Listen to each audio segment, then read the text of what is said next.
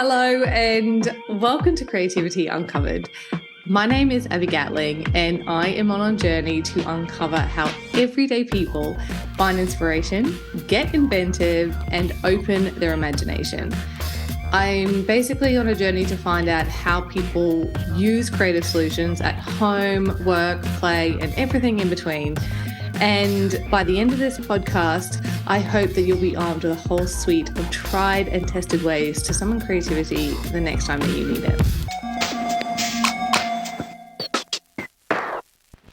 Today, I'm speaking with Richard Wilmore, who is the CEO of Hearts Need Art, which is a nonprofit that provides creative support for patients and caregivers.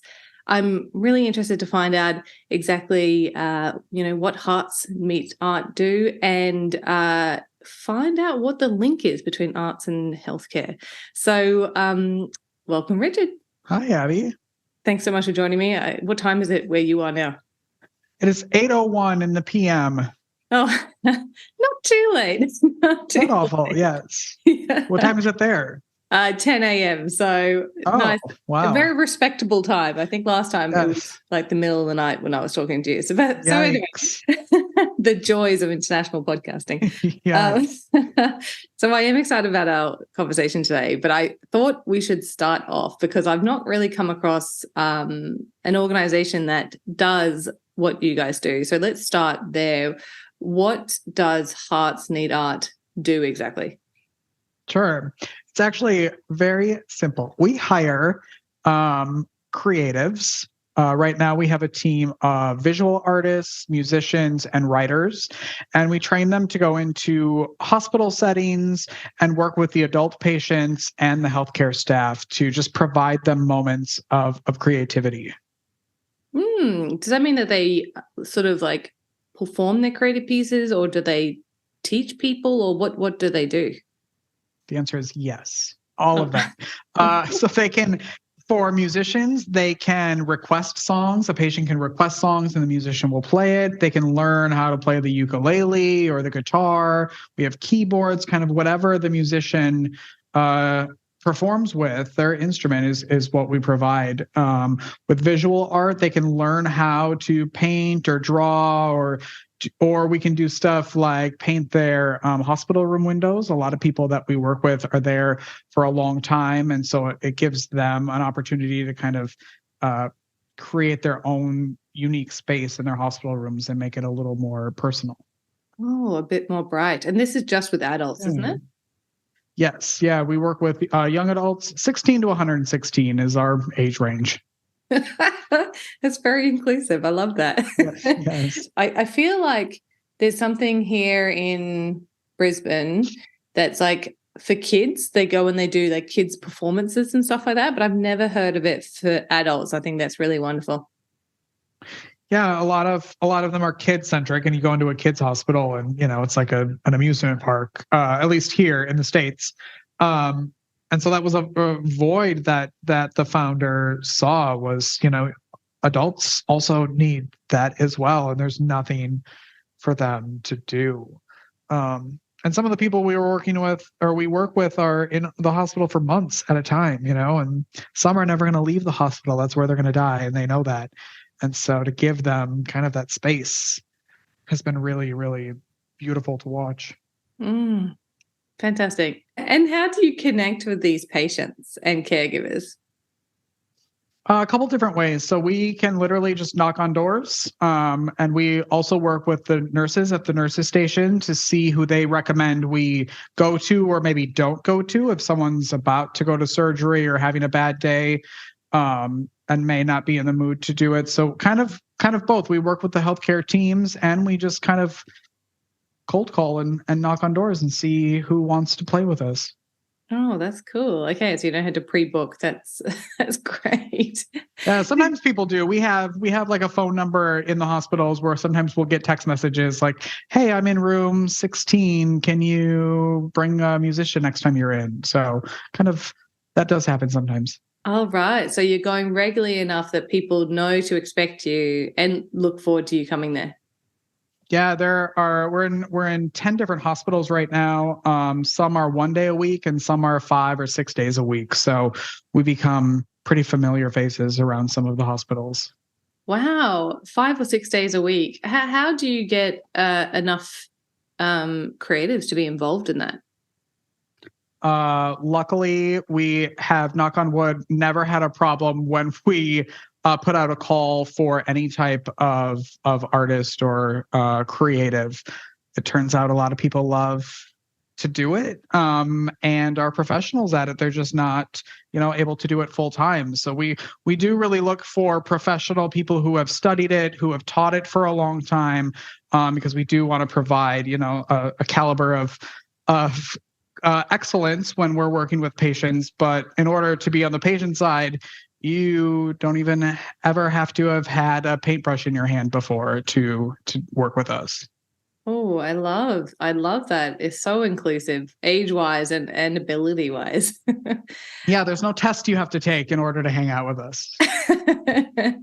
I think we skipped over this. How did this start? How did Hearts Need Art actually start? Sure.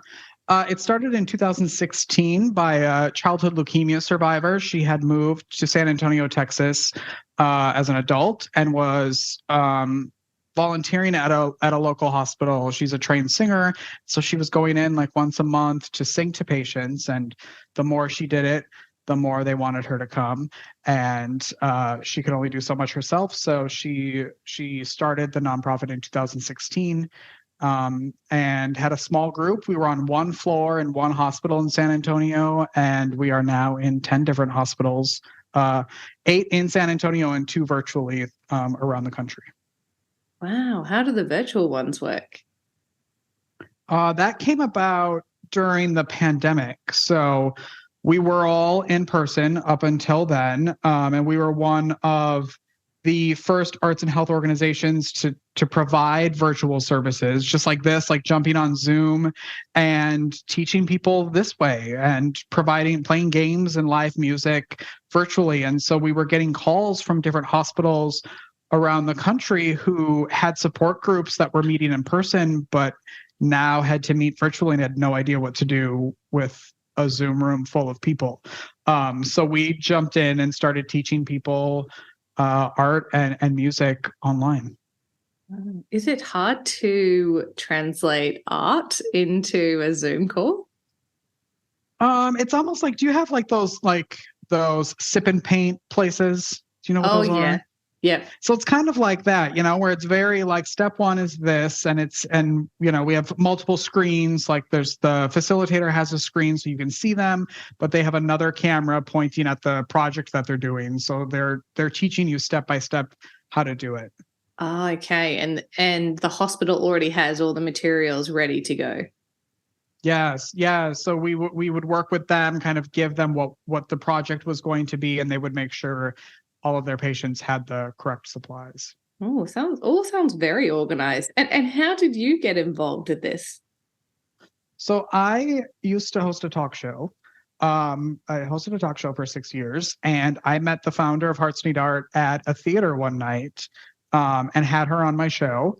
And she went her way and I went mine after. And I was in my house and I was like, I should be volunteering. Like, I should be out there, like, giving my time. And so I filled out a volunteer application, and I was the first volunteer that they had, and started running their social media. And that turned into being in charge of the programs and the artists in the hospital with their schedules and supplies and all of that. And it just has snowballed over the last couple of years. And last summer, I think it was last summer, time goes by very quickly around here. The founder left the organization and I took over the CEO role.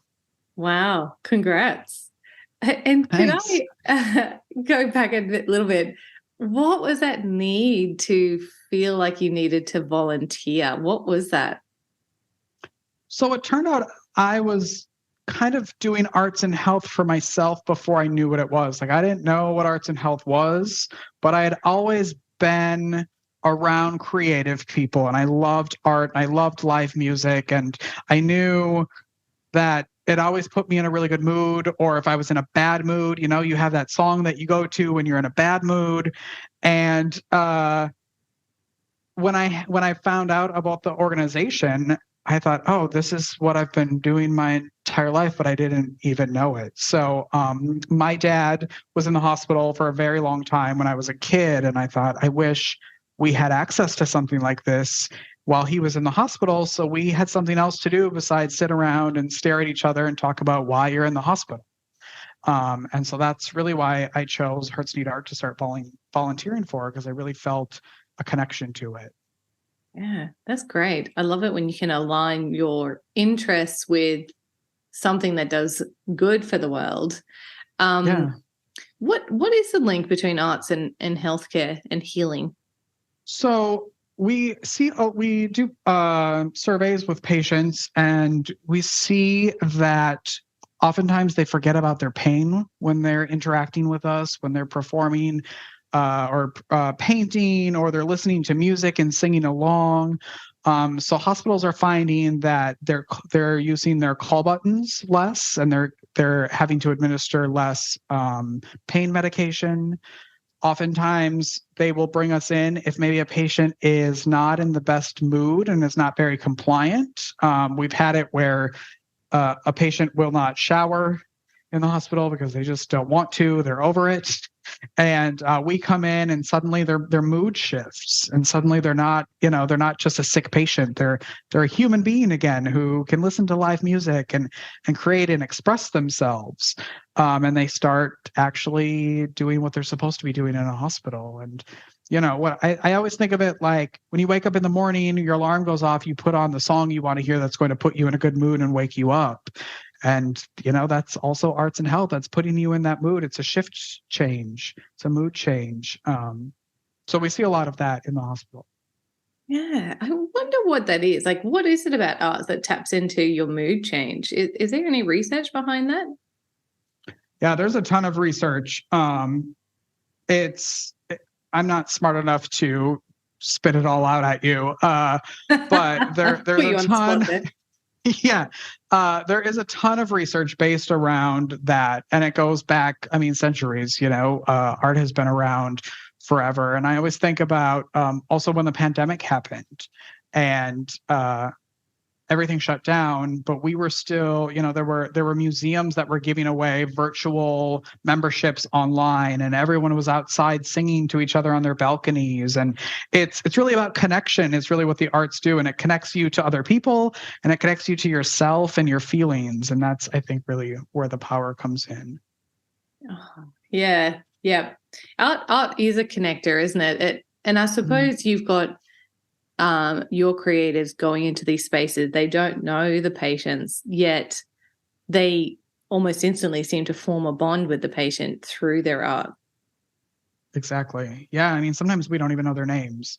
And 2 hours later, you're still in their room laughing with them or crying with them. And there's an instant connection when you don't care about anything else. We don't always know why they're in the hospital, what they're going through. We're just really connecting where they're at in that moment. And if they're in a bad mood and they want to hear angry music or paint a canvas all black because that's the mood, then that's what we provide for them. We're not necessarily trying to shift how they're feeling, but we're just trying to go alongside them and allow them to express whatever they are feeling. I love that. I'm feeling emo today. Give me the black paint. Yeah, we've had that before. Here you go. Take your time. Yeah.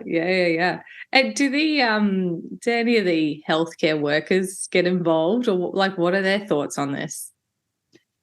Yes. Over the last year and a half, we've really focused a lot of our time on the actual staff in the hospitals to give them time. It's been a little switch and a learning curve since patients have nothing to do, so they have tons of time, where the staff they can have 2 seconds sometimes. So we're really focusing on quick but meaningful interactions with them. So we'll go up to nurses stations and just bring a musician in to perform live music for them while they're at the nurses station, or we make beads for their badges with them that are symbolic for, what their specialty is. So we do a couple different things with them, but we try to make it quick and not take a lot of their time and energy, but something that they can feel and take with them. Yeah, of course. Yeah, patients have almost all the time in the world, whereas the people who are working there are rushing around. Generally, if there's anything like Australia, the hospitals are very understaffed. Yes. It would be hard to get people's buy-in, but they appreciate it, do they?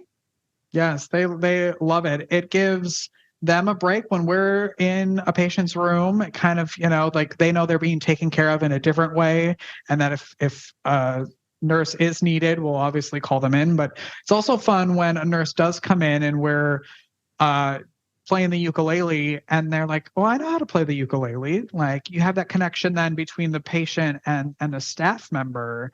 It kind of takes them out of that, like, oh, like healthcare workers are superheroes and they're not human, and suddenly they grab a ukulele and they're playing with us and the patient, and it kind of brings everything kind of full circle. Oh yeah, definitely giving another view of them to make them seem a bit more human. I love that. Yes. Yeah. Mm. Yeah. And so, have you seen any outcomes from this so far? Like, do you have any good news stories about the impact you've made through this work? Oh my gosh. We hear all the time from patients and staff members how meaningful it was. And oftentimes, like, how it feels like a divine intervention where we come at just the right time. Either they're going into surgery, they just came out of surgery, they're, stressed about whatever's going on.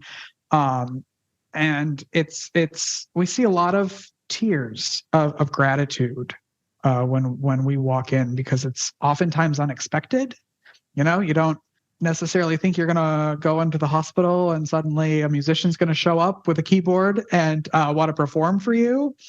And, I always tell people we love no's just as much as we love yeses, because you can say no if you're not in the mood, but we'll be back tomorrow to see if you are. And sometimes that's all they need, is that like moment to kind of be okay with it and understand why we're there. And once they experience it, they never want it to stop.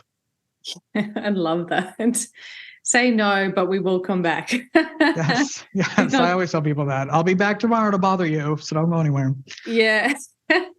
I love the fact that it's not a firm closed door. It's still leaving it a little bit ajar for people to opt in and opt out as they please, because I can imagine so much of this would only work if people are in the right mood to receive it. Right.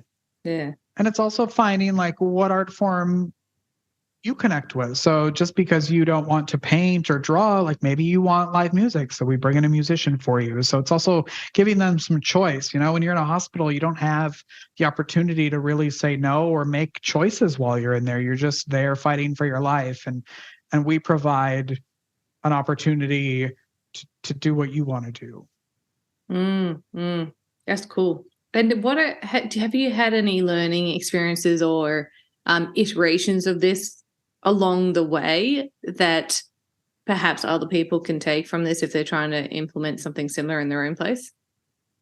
Yeah. So a few things we have learned. We used to do yoga in one of our hospitals. We brought in yoga that didn't last very long. And I don't think it's because yoga in hospitals doesn't work. I think we were just on the wrong floor of that hospital to really make it click with the people there. And also just assuming that people want something in particular. And that's why we give them multiple, we have multiple art forms, because not everybody does want music or want to paint or draw. Mm-hmm. And you're a not-for-profit. So how does this run? How are you funded? Through the lovely people who donate to us every month, and grants and fundraisers. So donations and grants. That's great. And the people who donate, are they people who've experienced your program, or how do they find you? Yeah, some are. Some, we work in hospitals, so it's kind of difficult to be on social media all day showing what we're doing because of patient privacy laws. So it is people who connect with the arts, who know someone who has received our services. Maybe, some are workers in the hospital, some are family members, but, most anybody, you can tell them what we do, and someone, if you weren't the person in the hospital, someone who was in a hospital, and you're like, oh, I wish I had music while I was sitting in the hospital. So yeah, that's kind of universal. It's such a relatable thing because, yeah, as you said, is like if you haven't been in the hospital yourself for an extended period of time, you know someone, or you know someone who knows someone. I think that's one of the issues that certainly, like I've worked with some not-for-profits in the past, and one of the issues that when people just cannot relate to the cause because they have no frame of reference. Your cause here is someone knows someone who knows someone who's been in that situation. Yeah. So it's so much easier to relate, and then so much easier to open your wallet to support it. Yeah. Yeah. The hard part, as in the nonprofit world, it's all about storytelling, right? And getting people to connect with what you're doing. And like I was saying, we get a ton of quotes from patients, but we don't get to take a lot of photos or videos. So that's a challenge for us, is showing the public, the actual people that they are donating to. So that's a challenge for us. Oh, I can imagine if you're sitting in your hospital gown, not feeling the best, you don't want a photo taken. Yeah, you're not necessarily up for an Instagram live. Yeah. Maybe you need to get some makeup artists to donate their time to come around with you. Or give people a makeover. Filters more often or something. Yeah. Filters. Yeah. That's the way to do it. As long as you don't go too far with the filters. That's true. Kids. That's true. Yeah. So tell me about your creativity, because you're kind of a multifaceted / type of creator. Tell me a bit more about you. What was your talk show about? It was a variety show. So I had the people on that we hire. It was actors, musicians, writers, artists of all kinds. Like if you were doing something fun, I wanted to hear about it. So we would have everyone on that show, and that's really how I was like, oh yeah, I have surrounded myself with art for my health, because I always felt great. If I get to listen to live music every day, it's not a bad gig if you can get it. Very healing, as we've heard today. Yes. And are you missing that part of your life, or do you still get that in your current life? I am not around it as much as I would like to be. Back when I was in the hospital every day, I was the person knocking on doors asking if they wanted anything from us, and I don't get to do that anymore. And I don't have my show anymore. I ended up in the hospital last year for 3 weeks in a hospital that did not have arts and health, and so I saw firsthand what it was like. Thankfully, I knew some people, so I had some live music in there quite a bit, and some art. But the show ended shortly after I got out of the hospital, and I do miss it. I also am the person, like, I'm not a painter, I'm not a musician, but I love to go to live theater and live concerts and take it in, because that's also for people out there, like, thinking, well, I'm not good at art, and I don't have the money to get a studio and buy all the paint supplies or buy a guitar. Also, just ingesting art is also really beneficial to your health. Oh, yeah, absolutely. I feel like you don't always have to be a producer of art. You can be an appreciator of it, and that's really just as important. Yes, 100%. Yeah. So I find this, like, you've moved up and you've become the CEO of this organization, which means that you're less hands-on in the day-to-day. I certainly find this, even with my own business, started off being my solo, just doing everything myself, and now I have a team, I'm less on the day-to-day thing. How do you stay connected to the cause and to the creativity in that type of situation? Communication, I would say. I talk to so we have a couple of program coordinators. We have like a core group of staff members that we are in communication every day. I talk to all the artists multiple times a month. So we're always talking about it. I'm sitting in front of this computer every day, all day.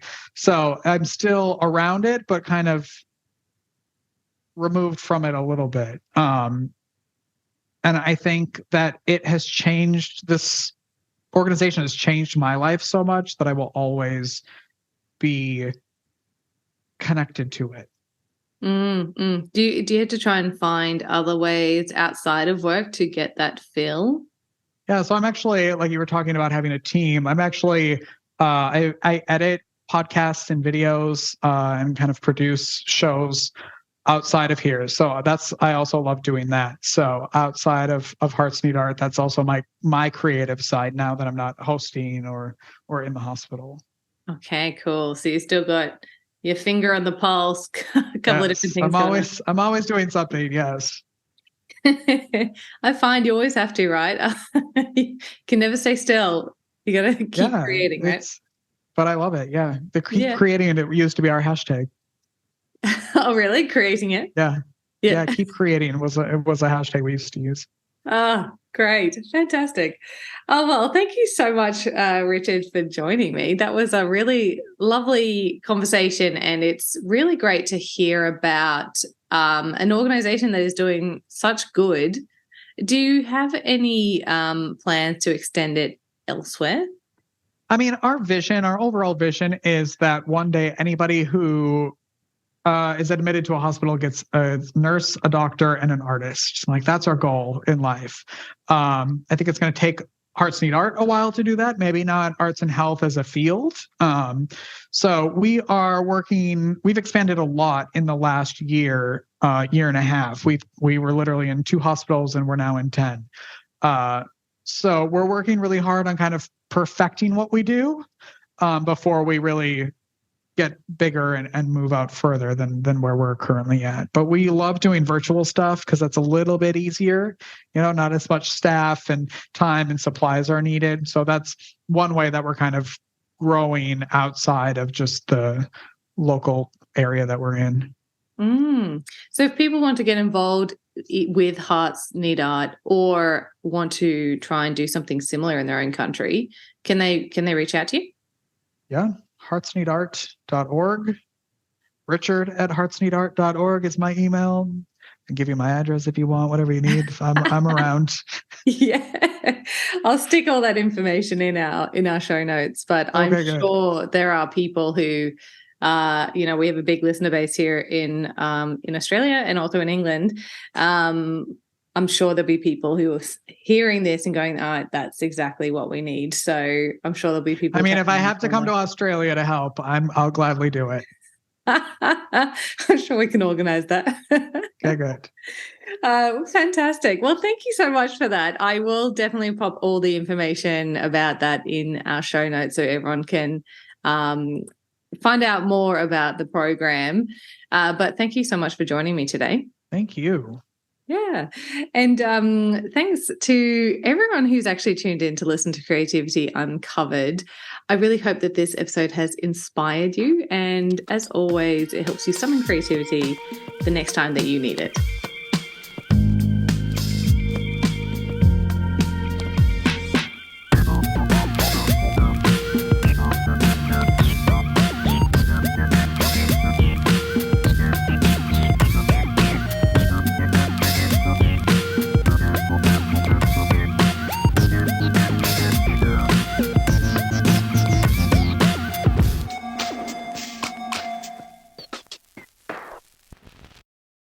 If you've made it this far, a huge thank you for your support and tuning into today's episode.